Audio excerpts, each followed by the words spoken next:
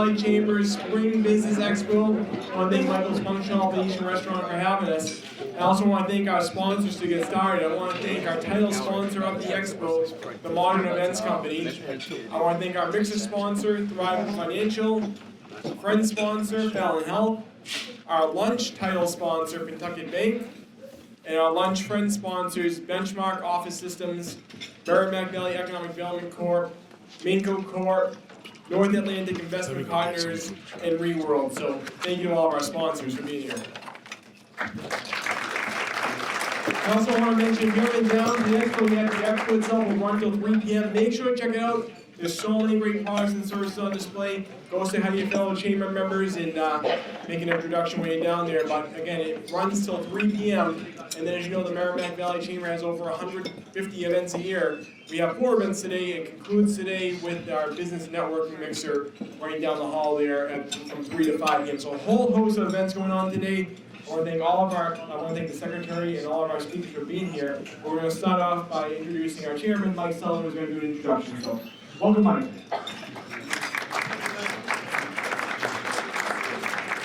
Thank you, Michael. And I want to just take a minute and just thank all you for being here.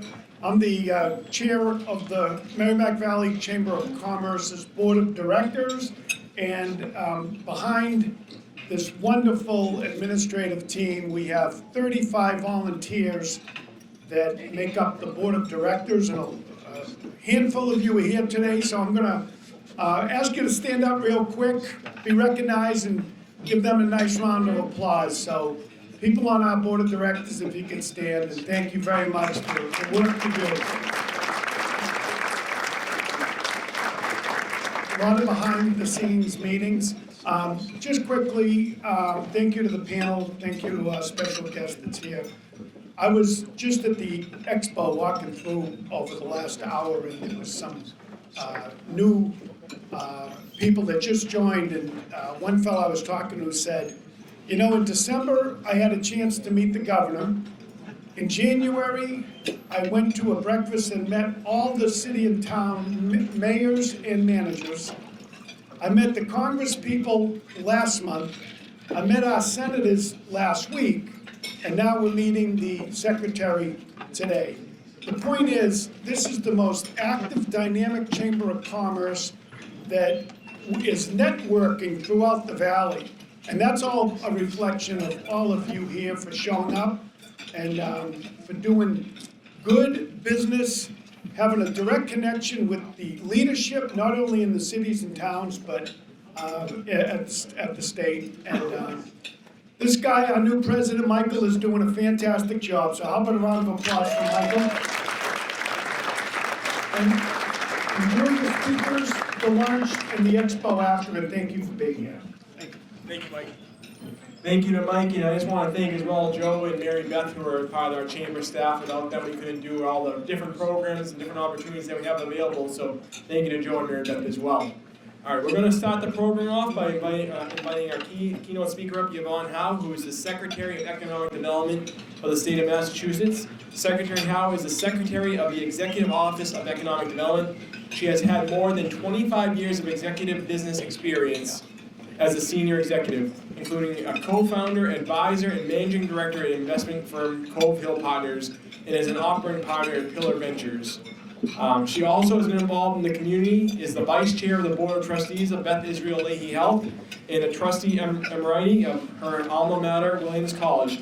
She lives in Williamstown in Cambridge and is a graduate of Williams College and the University of Cambridge. And I'd like to welcome Secretary Yvonne Howe.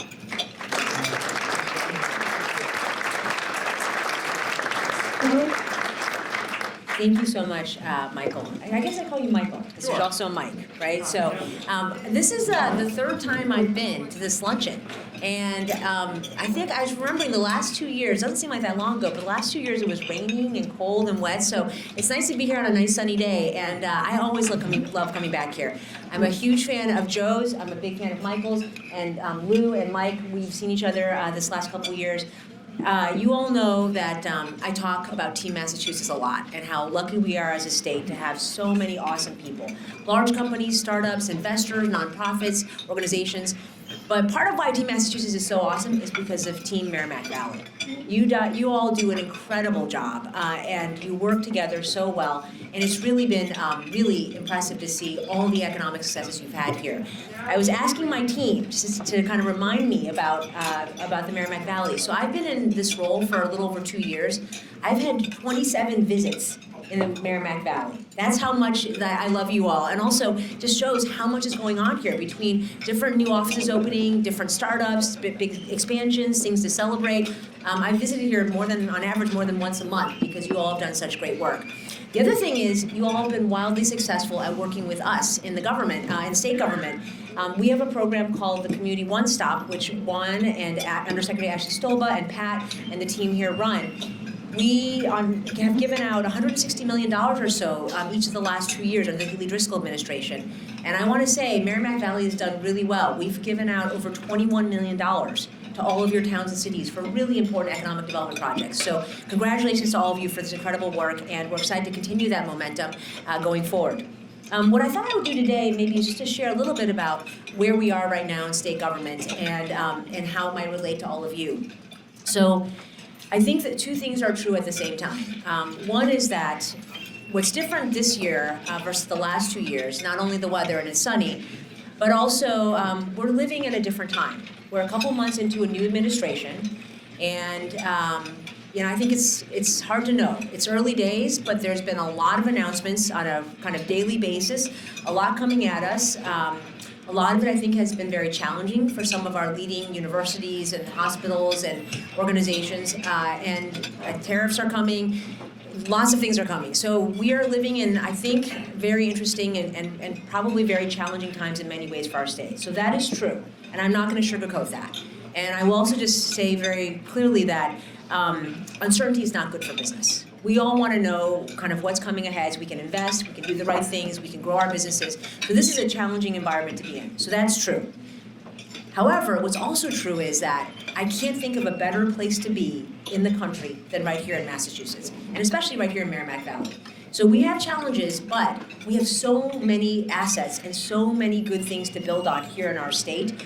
And I want to talk a little bit about the Mass Leads Act. So thank goodness we passed that last year. That was a big effort with our awesome legislators, and I actually just came straight here from a panel with Chair Feingold, and he is the Economic Development Chair.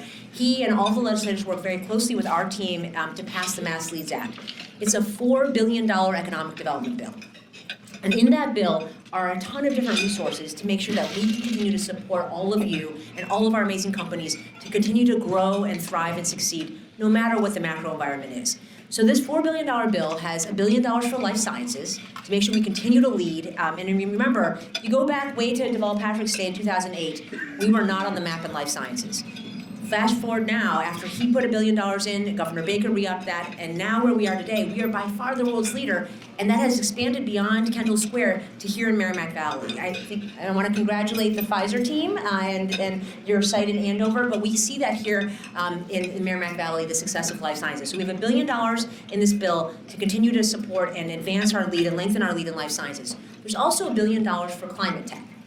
So we know that climate change is the existential crisis of our time, and you all felt that with the floods here. You've seen that firsthand. It's not going away. So we can pretend, people in DC might say what they want to say, but we know the science is real and we see the impacts.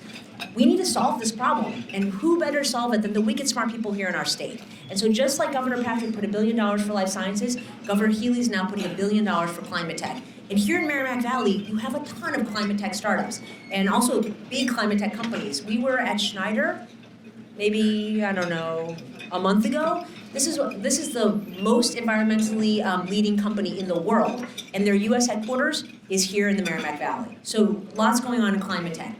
The other $2 billion is across a variety of areas, including in new technologies like AI and quantum that are also here in the Merrimack Valley, but also in areas like small businesses, in areas like tourism. We're now on the 250th anniversary of the founding of our country, which started here in Massachusetts. It'll be in a couple weeks with the shot heard around the world and the first battles of Lexington and Concord. That started here. So we have a lot that we're investing in across the state, and Merrimack Valley is a huge part of that. So despite some of the things that might get you depressed about reading the news, I want you all to know that we are 100% behind the state and behind all of you, and we're going to continue to do all the right things to make sure we're successful.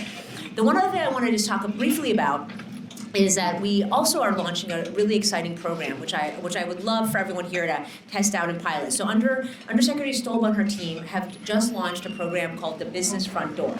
So you can go to mass.gov/BFD. And just like with the Community One Stop, that's for municipalities and towns to make things simpler to access state resources.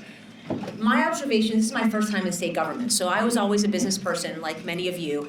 And there are many times in business where I was like, man, I wish I could get help. Like, I can't figure out this regulation, or I wish I could get someone to help me with a grant, or we need some help making payroll, whatever it is. And I could never figure out how to navigate state government. So now I'm here in state government, and I realize we do have a lot of programs. We do a lot as a state. We just don't make it easy for anybody. So Undersecretary Stolba and her team have put together this one portal called the Business Front Door, where any of you can go in.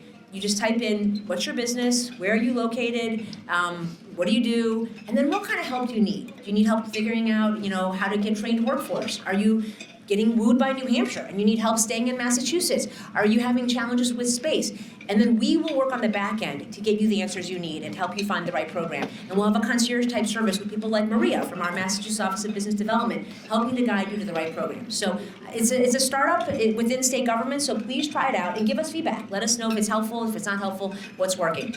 So anyways, most of all, I just wanted to say thank you. You all do incredible work. We are very grateful for all of us working together. And I think especially right now in this moment, given all the uncertainty and some of the challenges in the world, what gives me great hope and optimism and confidence is when I come out and talk with all of our awesome people. And I would bet on Team Merrimack Valley any day. So thank you so much, Team Merrimack Valley, and let's go Team Massachusetts. Thank you. Secretary Sam, we're going to go over these files for the chamber. Come on the side here. Wow, I love this. Yay.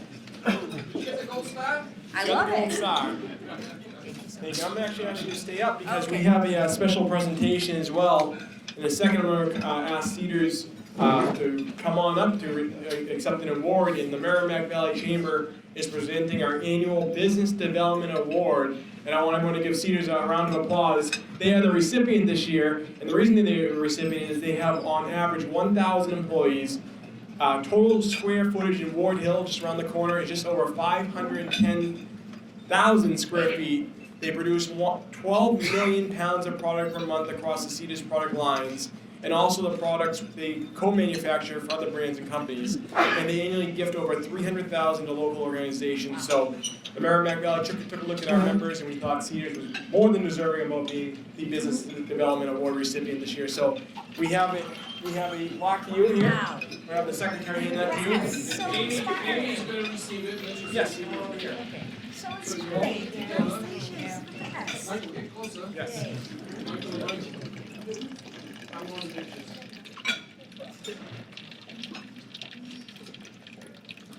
Okay, Thank you. Thank you. Anyone else need to get forward?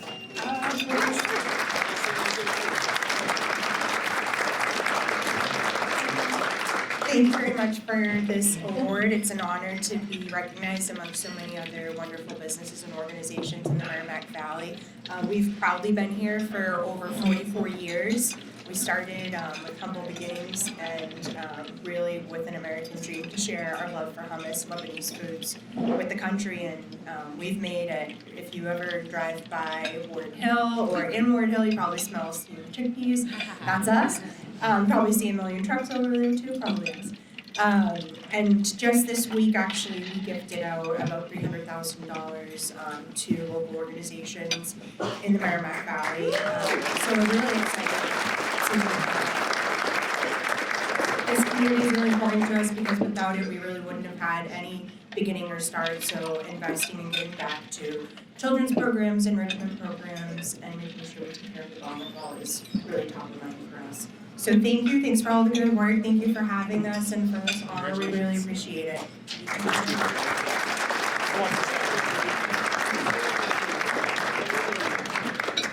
congratulations again. And I just want to thank the secretary again for being here. As you mentioned, this is her third straight year with the Merrimack Valley Chamber. I know as Joe always says, she could easily ask us to go to Boston, bring our members to Boston, but she comes right here to the Merrimack Valley, so thank you so much. And with that being said, we're going to start our panel of speakers. I'm going to introduce Jen Sloan from Pfizer, who will be speaking first. So come on up, Jen. Great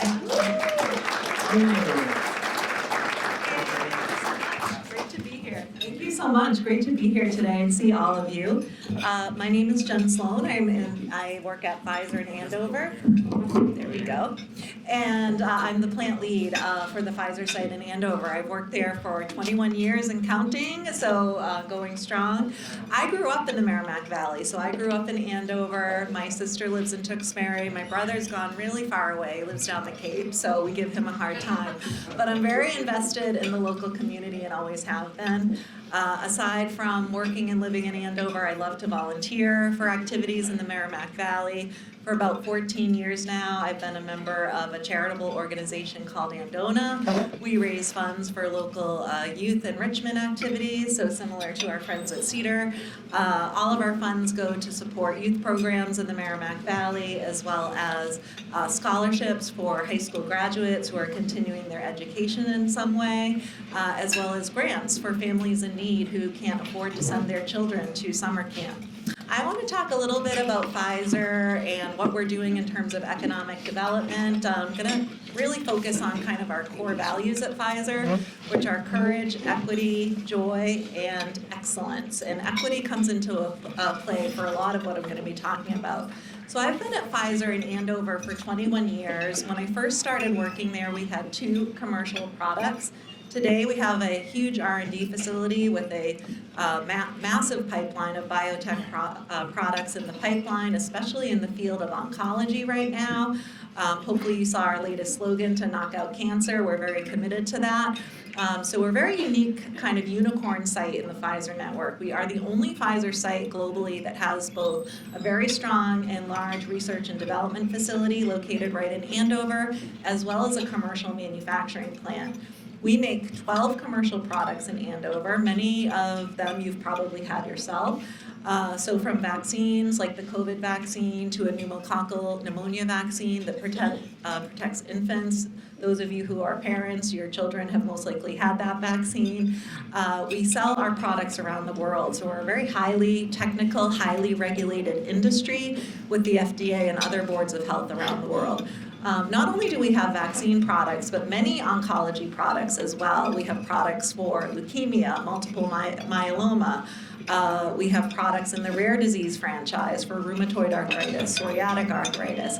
So when you put all of that together, and we have 5 different manufacturing plants in the site in Andover that are constantly rotating out one product, changing over, bringing in and manufacturing another product. So we probably keep about 10 months of inventory on hand at any given time to keep our supply chain going, make sure we're not going to short the market in any way. We spend about $350 million just to keep the lights on at the facility every year, and we have about $25 million in capital to run the site, which is 9 large buildings on 70 acres, 40 different SKUs, 40 different products that we make, and 12 million doses a year. So $25 million is really not a lot of money for a capital budget for a site of our magnitude. And so, what do we focus on? So there are a couple of things that we focus on. Of course, we focus on technological development, right? And being partnered with an R&D facility on the site is very key to our success, where we can take products from their early research and development inception all the way through to testing those in human clinical trials to prove that they're safe and effective, and then all the way through to FDA approval and approval in other markets around the world, and to manufacture those for commercial supply worldwide. Tariff situations are impacting us. We have a sister site located just outside of Dublin, Ireland. Very few of our products in the Pfizer network are made at multiple sites. Because we're such a highly regulated industry, there's a lot that we have to go through to get our product approved in many markets, and that includes the manufacturing site. So a lot of the products that we make in Andover are sole sourced in Andover, with a couple of exceptions. COVID is one of them, and that product is made in Andover and also at our site in Dublin. And what we've seen from the recent tariff situation is we've actually moved 4 commercial manufacturing batches out of Ireland and into our Andover plant. And one thing that Andover is known for, and the reputation that it has within Pfizer, is our agility. And a lot of that comes from the talent here in the Merrimack Valley. We have a lot of cooperatives that we do with local schools and universities and other organizations. So we really focus on attracting, developing, and retaining the best talent. And being in a biotech hub is great for that, but it also introduces a lot of competition. There are over 1,000 pharmaceutical companies within a 50-mile radius of Boston and Cambridge. And so here we are at our little Andover site, kind of tucked away in the woods back there by Wilmington. And we are a mighty site, given all of the products that I just named that we produce there and the importance to global demand as well. But we're competing with other very big pharmaceutical companies like Genzyme, Sanofi, Takeda, who have thousands of employees themselves. We employ about 2,000 people in Andover. When you add in contractors, it's closer to 3,000 people in Andover. So a large site, Takeda, I think has about 6,000. Some of them are up to 4,000, right? So a lot of competition for key talent in the area. So the relationships that we can form with local universities right in the Merrimack Valley and just beyond are very important for our talent pipeline. We have a relationship with Northeastern University so that we can partner with their Burlington campus. In Burlington, they have a state-of-the-art small-scale manufacturing facility that can mimic everything that we do. We're working with them to train some of our newer operators there and to have kind of a pipeline of people that can come and be, that next early talent program for us. We also have a co-op program with Merrimack College and with the University of Massachusetts in Lowell. A lot of our process engineers have come from UMass Lowell, and the co-op program has been highly successful. And the third thing that we do, of many that I wanted to talk about today, is our partnership with Mass Bioed.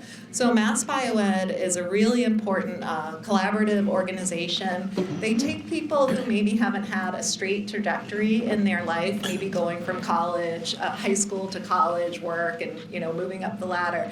They take people that have maybe taken a zigzag approach, right?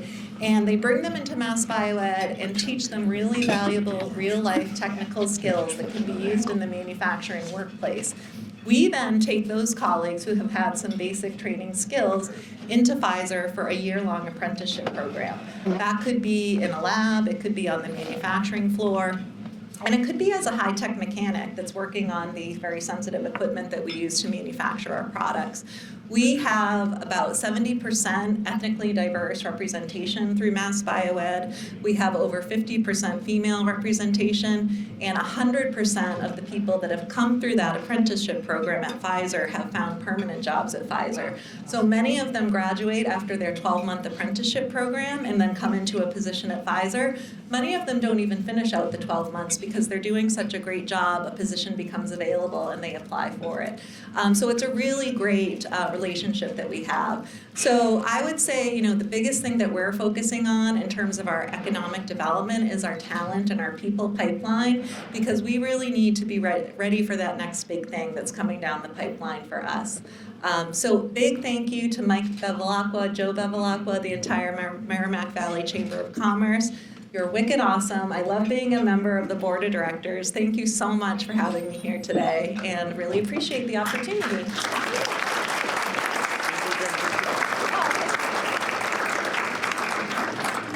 Thank you again to Jen. And as she mentioned, Pfizer is right in our own backyard. They work with so many great people to get real things done. So I want to say thank you to Jen again for being part of this presentation. Our next speaker is Lou Minicucci from Minco Corp. So I'm going to invite Lou over to speak.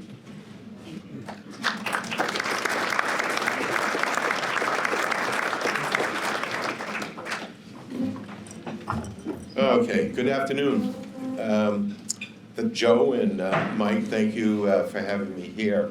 And I'm thinking back, I'm no longer on the board of the Chamber of Commerce, but 35 years ago I was. And at the time, we were looking for a new executive director.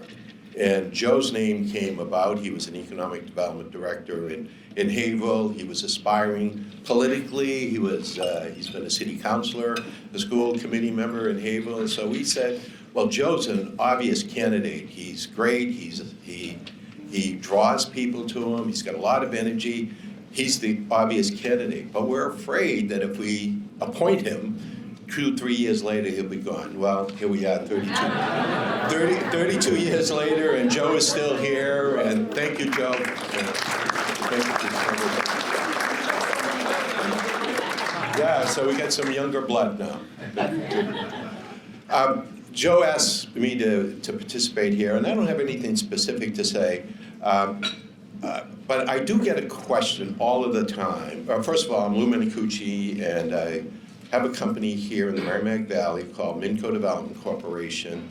I've been doing housing for about 50 years. 10 years ago, first 10 years, I was an executive director of a housing authority and was building subsidized housing, built about 600 units of subsidized housing. Thereafter, I permitted about 4,500 and built 3,500 units of housing, combination of condominiums and apartments, mostly here in the Merrimack Valley, everything from Cambridge on up to Newburyport.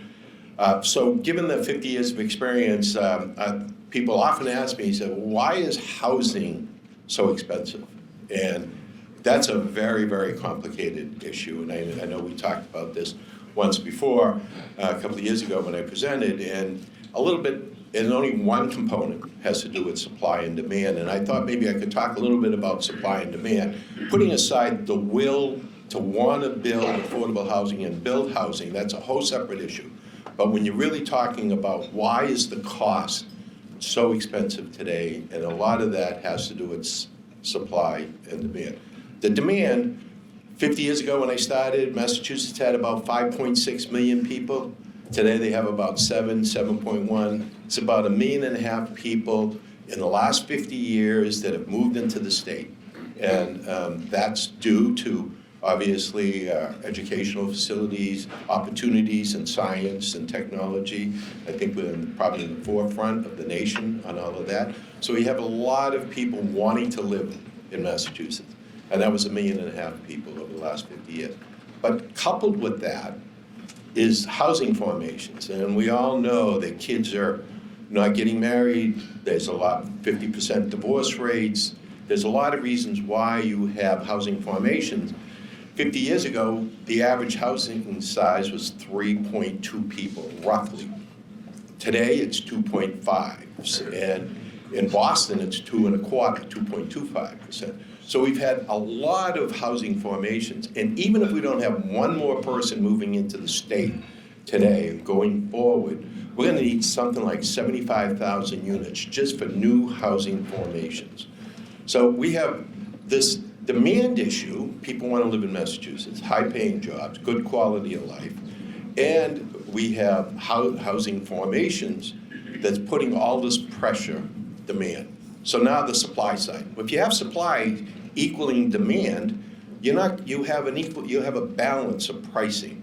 But right now, because the demand is outstripping supply, you're seeing much higher pricing. The average house price in Massachusetts is around $550,000 for a single family. We all know in the Merrimack Valley that really doesn't get you anything. And so the high cost of housing has been contributing to the short supply. Why the short supply? And when I was the director of the Housing Authority about 50 years ago, I was asked the same question. Why do we have a high cost of housing? Back then, people thought we had a high cost of housing. And I said, it's zoning. We're experiencing my office was in North Andover. Built about 800 units in North Andover. So I'm going to talk a little bit from that perspective. When I first moved there, the zoning was 5,000 to 10,000 square foot lots. Then it went to 20,000, which is a half acre, then 1 acre, then 2 acres. Half of the town is 2 acre zoning.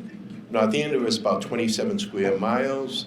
We've got 30,000 people. Manhattan is 25,000 square miles, and they got 1.6 million. People in North Andover believe that we're overbuilt, we're too crowded, there's too many people. And so it's from a perspective standpoint.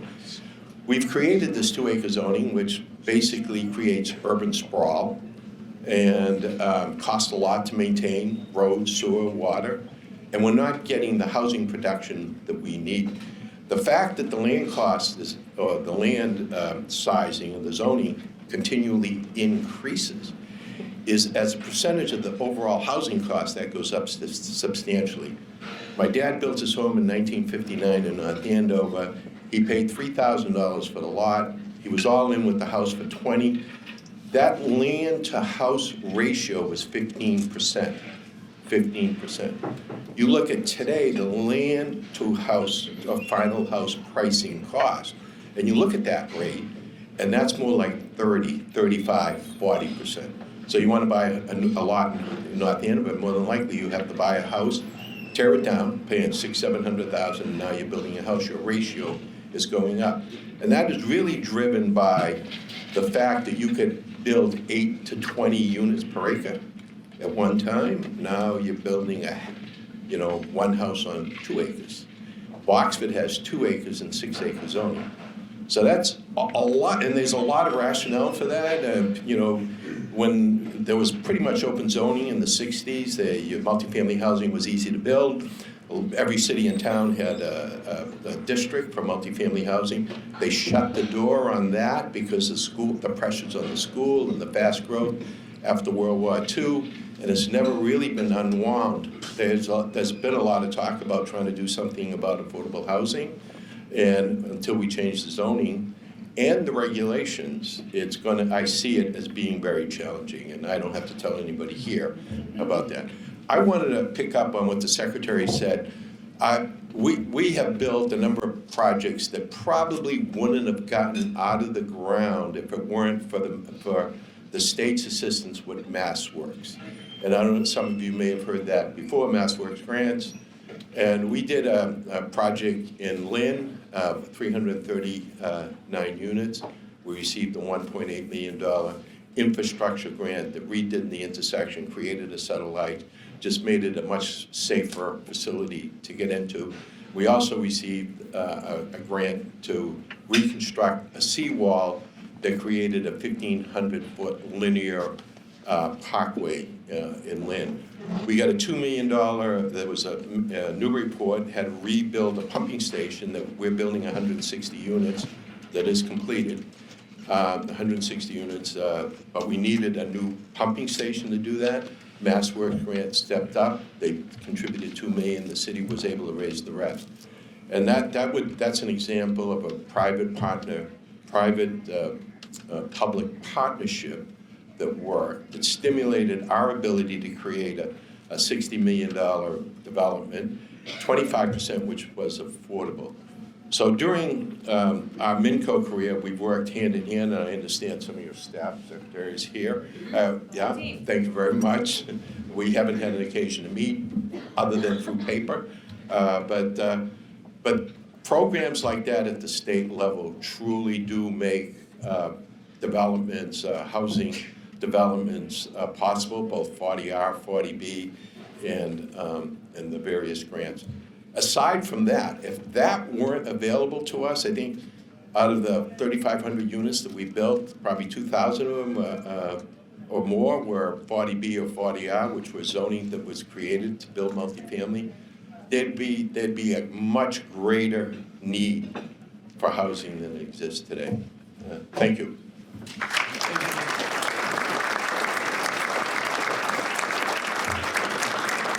Thank you to Lou and Nico for being here today. We appreciate it.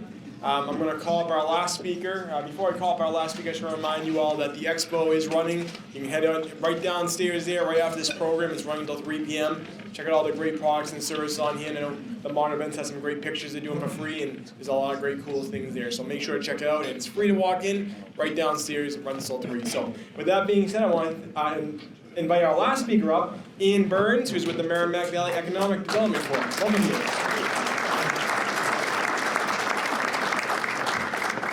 Don't head to the Expo yet. If I see everyone flee, I know it's gotten too boring, so.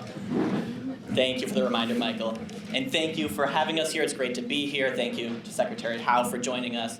Thank you, Joe, as well, for having us. It's a thrill to be here today. For those that don't know me, my name is Ian Burns. I work with the Merrimack Valley Planning Commission.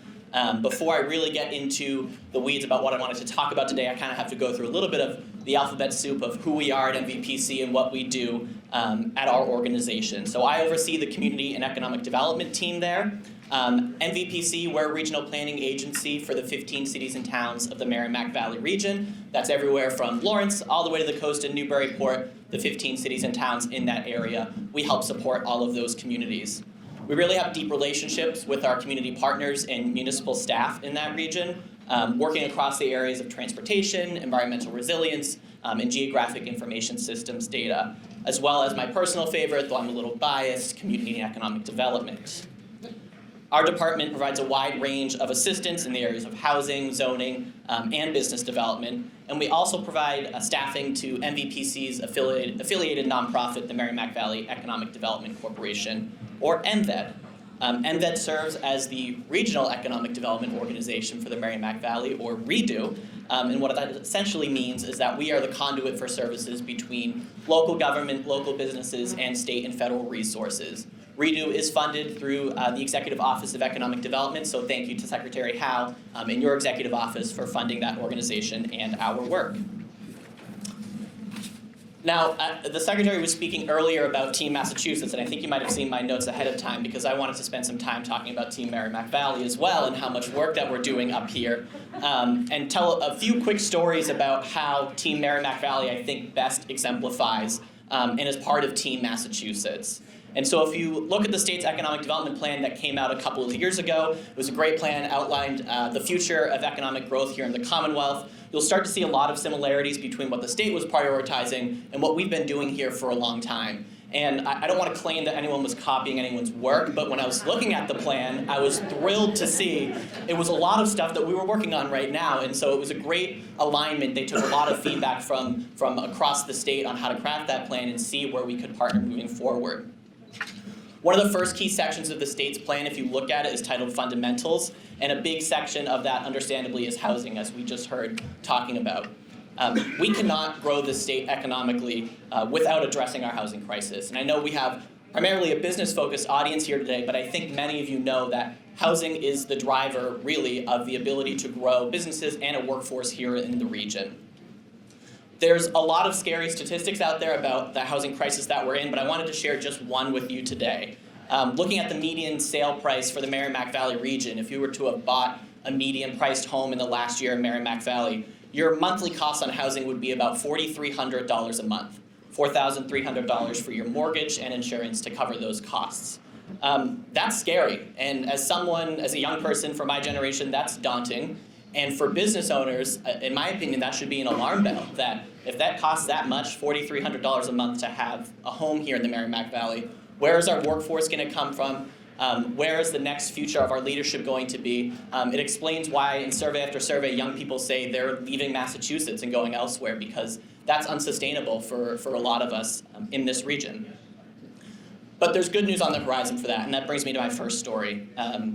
We work, like I said, across the Merrimack Valley. One of those towns we work in is the town of Newbury. For those that are unfamiliar, Newbury is a really small rural town on the coast, and they are subject to the MBTA Communities Law, so they have to have a zoning district that allows multifamily housing by right.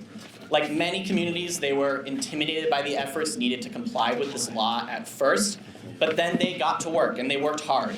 After over a dozen public meetings, hours of debate, a lot of long night meetings with residents, they came up with an ambitious proposal, and they decided that not only would they comply with the law, but they would exceed their compliance requirements. Recognizing the need for a more diverse housing stock in town, they would also choose land that was ready for development and ready to see new multifamily housing move in.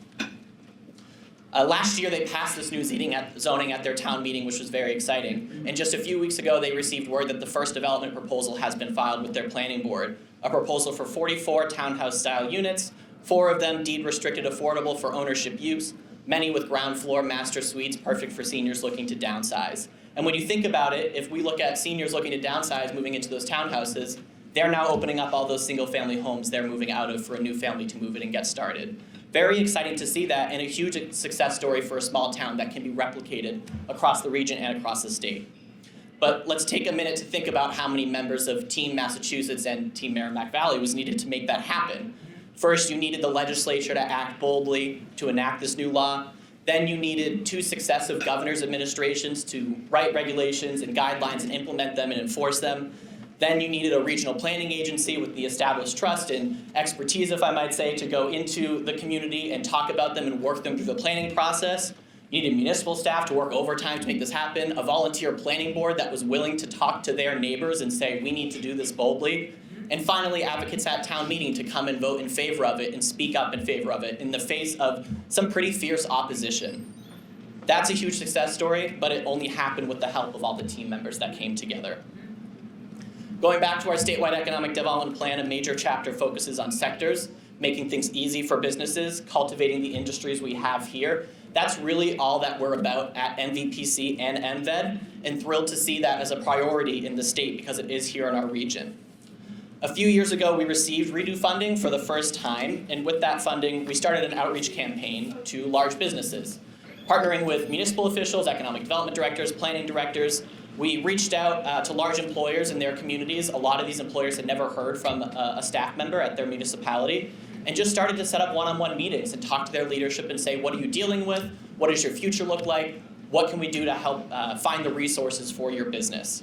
One of those businesses was Munters in Amesbury, which is the city's largest employer, and they manufacture industrial scale dehumidifiers, which admittedly, before I went to Munters, I had no idea that was a thing, and that it was located here and that you needed that type of service. During that meeting that we had with them, they mentioned to us that they were looking to grow and they might need to expand. And so we mentioned the state's economic development incentive program, sent them links to that EDIP. They reached directly out to the Mass Office of Business Development, and a conversation happened between the business and the state. And as it turns out, it was pretty good timing because they were considering a move to our live free or die neighbors in the north of us in New Hampshire. MOBD worked with Munters, worked with the city and the mayor to put together a tax incentive package to convince them to stay in Amesbury and build a new facility there and employ even more staff than they did at the current time. Just this past January, their facility reached full operation where they had all of their employees from their old site move into their new one, which is very exciting, and they're planning a full ribbon cutting for later this year. Again, Team Mass and Team Merrimack Valley was really instrumental in making that happen. First, you needed the city to be partnering with its regional economic development organization to do outreach to those businesses. Then Team Mass MOBD had to come in and meet with that business, meet with them, learn their needs, partner with the mayor, partner with the city council, find a tax incentive package that works, and make it happen so that they stayed, employed everyone, didn't move, and even expanded their operations. A huge success for a city like Amesbury. Finally, on the note of making things easy for businesses, I wanted to close with something I'm really excited about for us at MVPC and MVED. We realized that there really was a need to have dedicated economic development staff to work one-on-one with our business owners and identify the resources they needed. Navigating, like we said before, there's tons of resources out there in the state for businesses, but it's kind of impossible to navigate the web, and so we're thrilled to hear the work the state is doing to make that easier. So towards the end of January, we hired Haneen Duran. Haneen is here, if you could just wave your hand there in the middle.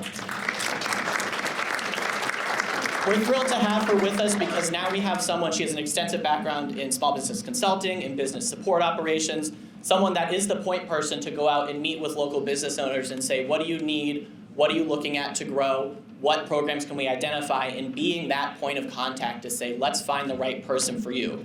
Very similar, and we're thrilled to hear about the business front door operations, as the secretary mentioned. She's already out there meeting with businesses one-on-one, getting them logged into the business front door. So we have a few early entries. Get ready, team, it's coming. And making that happen to get those businesses the right connections.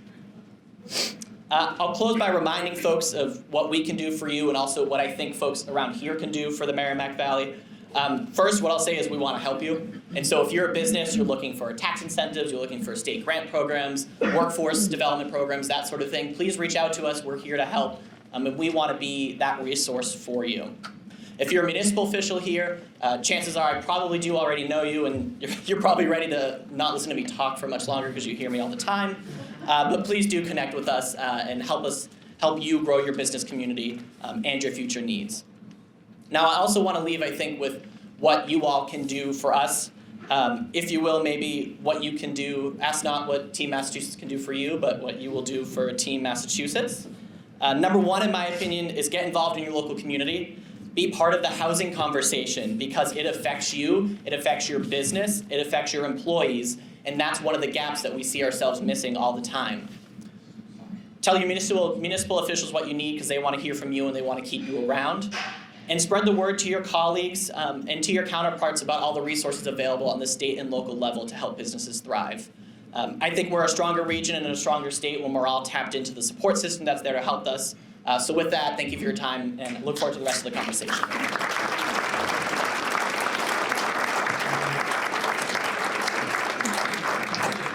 I want to thank the secretary and all of the speakers for being here today. I think one thing we heard from all of them was how important collaboration is to get things done. That's something the Merrimack Valley Chamber believes in. So I just want to give a round of applause to all of our speakers again. Thank you all for joining us. As I mentioned, the Expo is going on. We look forward to seeing you there, and have a great day. Thank you.